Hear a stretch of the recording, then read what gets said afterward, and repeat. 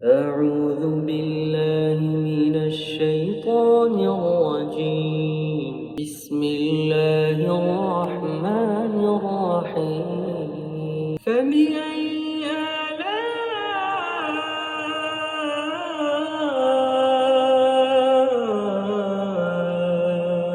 ربكما تكذبان Allahumma salli ala Sayyidina Muhammad wa ala ali wa sahbihi wa sallim. Hello and assalamu alaikum everyone. Welcome back to my channel. কাছে দূরে দেশে বিদেশে যে যেখান থেকে বসে আজকের ভিডিও দেখছেন, আই হোপ আপনারা সবাই খুব বেশি ভালো আছেন। আমরাও আলহামদুলিল্লাহ আল্লাহর রহমতে বেশ ভালো আছি। সবার প্রতি আন্তরিক দোয়া ও ভালোবাসা জানিয়ে আজকের ভিডিওটা শুরু করছি। তো আজকের ভিডিওতে আমি শেয়ার করব আমাদের এই রমজানের উমরার জার্নি। এর সাথে উমরা হজ করার সকল নিয়মকানুন এবং দোয়া সংক্ষেপে আপনাদের সামনে তুলে ধরার চেষ্টা করব। আই হোপ আমার আজকের এই ভিডিও আপনাদের খুব ভালো লাগবে এবং যারা ভবিষ্যতে উমরায় আসবেন তাদের অনেক কাজে লাগবে। 10 রমজানে আমরা উমরা করতে গিয়েছিলাম রিয়াদ থেকে মক্কা এবং এরপর মক্কা থেকে মদিনা। তো উমরার ব্লগটাকে আমি দুভাগে ভাগ করেছি। প্রথম ব্লগে আপনাদের সাথে শেয়ার করব রিয়াদ থেকে মক্কার জার্নি এবং আমাদের উমরা, এবং দ্বিতীয় ব্লগে আপনাদের সাথে শেয়ার করব মক্কা থেকে মদিনার জার্নি এবং সেখান থেকে আমরা রিয়াদে যে ব্যাক করেছি সেই জার্নিটা। উমরা পালনের উদ্দেশ্যে মক্কায় যাওয়ার জন্য আমরা প্রায় 1.5 মাস আগে প্লেনের টিকিট করে রেখেছিলাম। সকাল 10:30টায় ছিল আমাদের ফ্লাইট। তো আমরা বাসা থেকে প্রায় সকাল 7:30টায় রওনা হয়ে মোটামুটি ওই প্রায় 8টার দিকে পৌঁছে গেছি রিয়াদের কিং খালিদ ইন্টারন্যাশনাল এয়ারপোর্টে। তো যাই হোক, গত বছর আমাদের ফ্লাইট মিস হয়েছিল, তাই জন্য এবার আর আমরা রিস্ক নিয়ে হাতে বেশ অনেকটা সময় নিয়ে বের হয়ে পড়েছিলাম সকাল সকাল, আলহামদুলিল্লাহ। তো এবছর আমাদের প্লেন ফেয়ার পড়েছে রিয়াদ টু মক্কা এবং Medina to Riyadh total 2800 Saudi riyal, মানে বাংলাদেশি টাকার প্রায় 85,000 টাকার মতো। টাকার অ্যামাউন্টটি হিসাব করতে গেলে এই অ্যামাউন্টটা আসলে অনেক বেশি। আমি এবং আমার হাজব্যান্ড আমরা দুজনেই মাত্র 3 দিনের ছুটি ম্যানেজ করতে পেরেছিলাম। রিয়াদ থেকে মক্কা প্রায় 8 থেকে 10 ঘন্টার জার্নি। যদি নিজেদের গাড়ি করে যেতাম তাহলে হয়তো টোটাল খরচটা 400 থেকে 500-র মধ্যেই করে নেওয়া যেত, কিন্তু দুদিন হয়তো রাস্তাতেই কেটে যেত। তো যাই হোক, এরই মধ্যে আমরা এয়ারপোর্টের সকল ফর্মালিটিস কমপ্লিট করে প্লেনে যে যার সিটে উঠে বসেছি। উমরার নিয়তে বাসা থেকে বের হওয়ার আগে আমরা সবাই খুব ভালোভাবে গোসল দিয়ে ফ্রেশ হয়ে নিয়েছিলাম। আমি বাসা থেকে ইহরামের কাপড় পরে নিয়েছি আর উমরার নিয়ত করে নিয়েছি। উমরার নিয়ত হলো লাব্বাইক আল্লাহুম্মা উমরাতান অথবা উমরা। এর অর্থ হলো, হে আল্লাহ, আমি উমরার নিয়ত করছি, আমার জন্য তা আপনি কবুল করুন ও সহজ করুন। মহিলারা যে কোনো ধরনের সেলাইযুক্ত কাপড় ইহরামের কাপড় হিসেবে ব্যবহার করতে পারে। আর অন্যদিকে পুরুষদের জন্য ইহরামের কাপড় হলো 2 টুকরো সেলাইবিহীন সাদা কাপড়। এরই মধ্যে আহিয়ান আর তার বাবা প্লেনে মিকাতের অ্যানাউন্সমেন্ট হওয়ার সাথে সাথে ইহরামের পোশাক পরে নিয়েছিল এবং উমরার নিয়ত করে নিয়েছিল। পুরো জার্নিতে এবং উমরা করার আগ পর্যন্ত আমরা এবং বাচ্চারা সবাই তালবিয়া পরে নিচ্ছি। তালবিয়া হলো লাব্বাইক আল্লাহুম্মা লাব্বাইক, লাব্বাইক লা শারীকা লাকা লাব্বাইক, ইন্নাল হামদা ওয়ান নি'মাতা লাকা ওয়াল মুলক লা শারীকা লাক। প্রায় 1.5 ঘন্টা জার্নির পর আমরা জেদ্দার কিং আব্দুল আজিজ ইন্টারন্যাশনাল এয়ারপোর্টে পৌঁছে গেছি, আলহামদুলিল্লাহ। বরাবরের মতোই জেদ্দা এয়ারপোর্টের সৌন্দর্য আমাকে সবসময় মুগ্ধ করে। তো এখানে এত বড় অ্যাকুরিয়াম চোখের সামনে দেখে বাচ্চাদেরকে আর কিছুতেই আটকে রাখা গেল না। এত কাছ থেকে মাছ আর শার্কের দৌড়াদৌড়ি ছুটোছুটি দেখতে দেখতে প্রায় 10 মিনিট ওরা এই অ্যাকুরিয়ামের সামনেই পার করে দিয়েছে। তো যাই হোক, যা বলছিলাম, উমরা হজের মূল 4টি কাজের প্রথমটি হলো ইহরাম বাঁধা, দ্বিতীয়টি হলো কাবা শরীফ তাওয়াফ করা, 3 নাম্বার হলো সাফা মারোয়া সাই করা এবং চতুর্থটি হলো হল করা বা মাথা কামানো। সৌদি আরবে কেএফসির মতো আলবাইকও খুবই জনপ্রিয়। আলবাইকের বার্গার, ব্রোস্টেড, নাগেট খুবই পপুলার। এয়ারপোর্টের ভিতরেই ছিল আলবাইকের দোকান।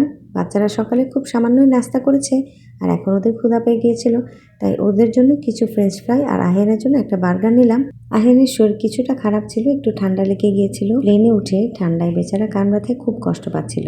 তো রোজাটা আর আজকে রাখতে দিলাম না। জেদ্দা এয়ারপোর্টে জোহরের নামাজ আদায় করে প্রায় 2:15টার দিকে উবারে ট্যাক্সি কল করে আমরা রওনা হলাম মক্কার দিকে। আমাদের ট্যাক্সি ভাড়া ছিল 150 রিয়াল, মানে বাংলাদেশি টাকা 4,500 টাকার মতো। মাত্রই আমরা পার করলাম মক্কা গেট আর এর মধ্যে দিয়ে ঢুকে পড়লাম প্রাণের প্রিয় শহর মক্কা সিটিতে।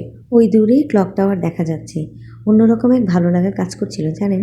আলহামদুলিল্লাহ, প্রায় 1.5 ঘন্টা জার্নির পর 3:30টার দিকে আমরা পৌঁছে গেছি আমাদের হোটেলে। এই হোটেলের নাম ছিল ইমার গ্র্যান্ড হোটেল। বেশ কয়েকদিন আগে এই হোটেলটা আমার হাজবেন্ড বুক করে রেখেছিল। এখন তো রমজান চলছে, পৃথিবীর বিভিন্ন দেশ থেকে লোকজন আসেন এই সময়ে উমরা করতে, আর তাই এই উমরার সিজনে হারাম শরীফের কাছাকাছি যেসব 3 স্টার কিংবা 4 স্টার হোটেল রয়েছে সেগুলোতে থাকে প্রচণ্ড লোকের ভিড় আর ভাড়াও হয়ে থাকে কিছুটা বেশি। প্রায় এভারেজ 400 থেকে 700 রিয়াল পার ডে করে ওরা রাখে, মানে প্রায় বাংলাদেশি টাকার 12,000 থেকে 21,000 টাকা পার ডে করে রাখে। আমরা যে রুমটাতে ছিলাম আমাদের একদিনের জন্য ভাড়া রেখেছিল 450 রিয়াল, মানে ওই বাংলাদেশি টাকার প্রায় 15,000 টাকার মতো। তো যাই হোক, গল্প করতে করতে চলেও এসেছি এর মধ্যে রুমে। চলুন পুরো রুমটা আপনাদেরকে একটু ঘুরে দেখাই। 4টা বেডের বেশ বড়সড় ছিল রুমটা। একটি 4 স্টার কিংবা 5 স্টার হোটেল রুমে যা যা অ্যাভেলেবেল থাকে তার সব কিছু এই রুমটাতে ছিল। এর মধ্যে ছিল স্টাডি টেবিল, চেয়ার, তার উপরে রাখা ছিল একটি কোরআন শরীফ, জায়নামাজ। এর পাশেই ছিল একটা আলমিরা। আলমিরার ভিতরে মূল্যবান জিনিসপত্র রাখার জন্য ছিল একটা লকারও, আর এরই পাশে ছিল ছোট একটা ফ্রিজ। তো প্রথমেই রুমে ঢুকে আমি আসরের নামাজ আদায় করে নিয়েছিলাম। আহিয়ান আর তার বাবা গেছে হোটেলের মসজিদে জামাতে নামাজ আদায় করতে। আমি আর গেলাম না, বাচ্চাদের নিয়ে আমি রুমেই ছিলাম। আর এরই সাথে ওরা বাইরে থেকে আমাদের জন্য ইফতারি এবং বাচ্চাদের খাবারও নিয়ে আসবে। আমাদের হোটেলটা ছিল ক্লক টাওয়ারের একদম কাছাকাছি। দেখুন কি চমৎকার, আমাদের রুমের জানালা দিয়ে দেখা যাচ্ছে ক্লক টাওয়ারের ঘড়িতে বেলা এখন প্রায় 4:30। রুমে ইফতার করে কিছুক্ষণ রেস্ট নিয়ে আমরা এখন চলে এসেছি হোটেলেরই মসজিদে এশা ও তারাবির নামাজ আদায় করে নেব। আমার খুব ইচ্ছা ছিল হারম শরীফে গিয়ে ইফতার করব সবার সাথে জমজম পানি আর খেজুর দিয়ে, কিন্তু বাচ্চারা জার্নির পর ছিল কিছুটা টায়ার্ড আর ওদের ঘুমও পেয়ে গিয়েছিল। তাই ভাবলাম এই সময়টা যদি ওদেরকে জাগিয়ে রাখি হয়তো ওমরা করার সময় ওদের ঘুম পেয়ে যাবে আর কষ্ট হবে। তো যাই হোক, এখন আমি চলে যাব মহিলাদের নামাজের রুমে। এই যে সামনে দেখতে পাচ্ছেন এত জুতো, এটাই মহিলাদের নামাজের জায়গা।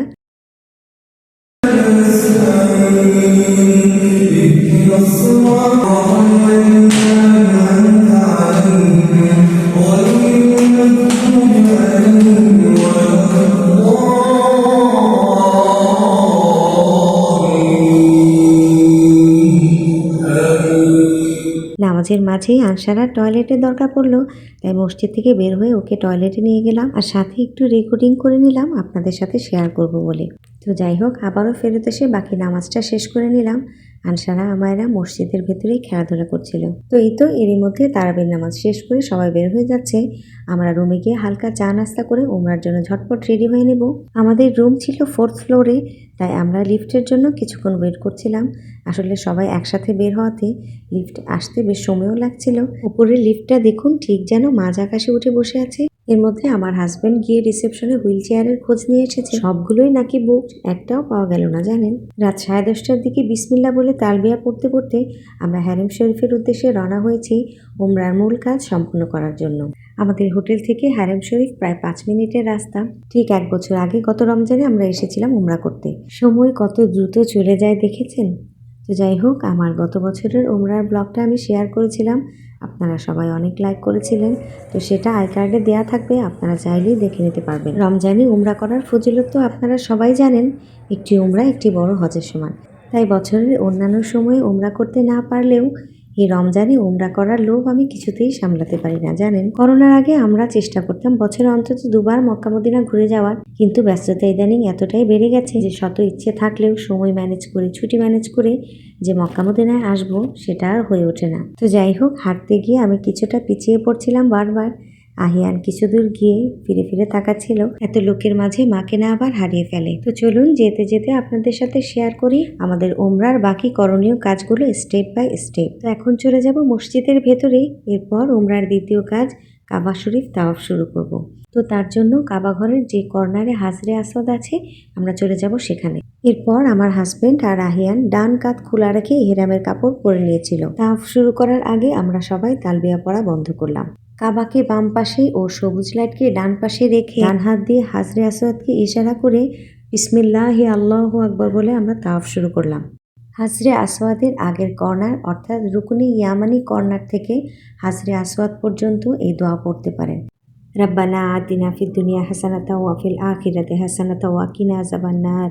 একটি তাওয়াফে 7টি চক্কর দিতে হয়। প্রতিটা চক্কর শুরু হয় সবুজ লাইট থেকে এবং শেষও হয় সবুজ লাইটে।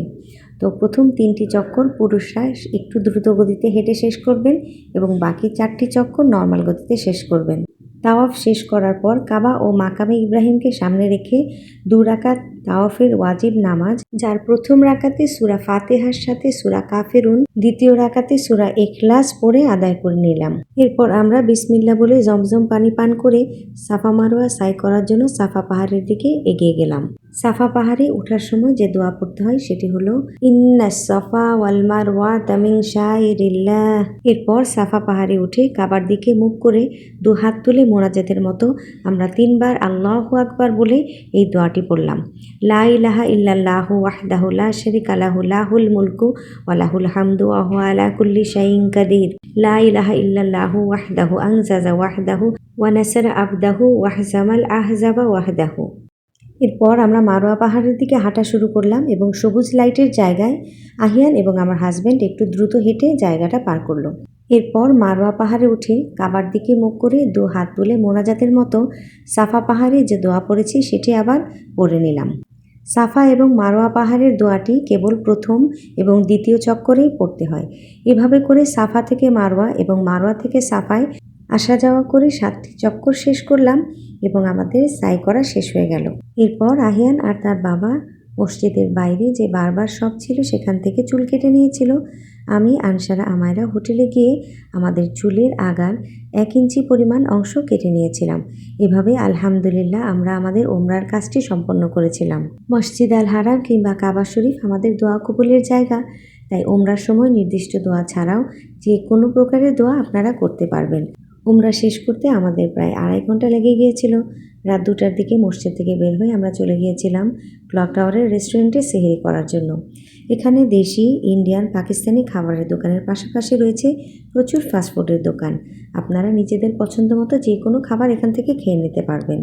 খাওয়া দাওয়া শেষ করে আমরা হোটেলে ফিরে যাচ্ছিলাম। কি যে প্রশান্তির ফিল হচ্ছিল তা আপনাদেরকে বলে বোঝানোর মতো নয়। জানেন, ইবাদতে যে কি শান্তি তা এই মক্কা মদিনায় না এলে বোঝা যায় না। আপনি অন্তর খুলে ইবাদত করবেন, আপনার ইবাদতের তৃষ্ণা কখনো শেষ হবে না। জানেন, এই পৃথিবীতে 3টি মসজিদ আছে, মসজিদ আল হারাম, মক্কা ও মদিনা এবং আল আকসা, যেখানে 1 রাকাত নামাজ আদায় করে 1 লক্ষ রাকাতের সওয়াব পাওয়া যায়। সুবহানাল্লাহ। আর তাই আল্লাহ সুবহানাহু ওয়া তাআলার এই পবিত্র ঘরে মেহমান হয়ে আমি শতবার ফিরে আসতে চাই এবং আল্লাহ তাআলার দরবারে হাত তুলে দোয়া করি পৃথিবীর প্রত্যেকটি নরনারী মুসলিম ভাই বোন যেন অন্তত জীবনে একবার হলেও এই পবিত্র ঘরে মেহমান হয়ে আসার তৌফিক আল্লাহ সবাইকে দান করেন। আমিন সুম্মা আমিন। তো পরের দিন আমরা রওনা হয়েছি মদিনা মনোয়ারার দিকে। তো যাওয়ার আগে মক্কা থেকে টুকটাক শপিং করে নিয়েছিলাম। আজকের ভিডিও এ পর্যন্তই। আই হোপ আমার আজকের ভিডিও আপনাদের খুব ভালো লেগেছে।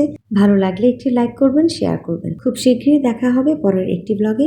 ততক্ষণ পর্যন্ত আপনারা সবাই খুব বেশি ভালো থাকবেন। আসসালামু আলাইকুম। আল্লাহ হাফেজ সবাইকে।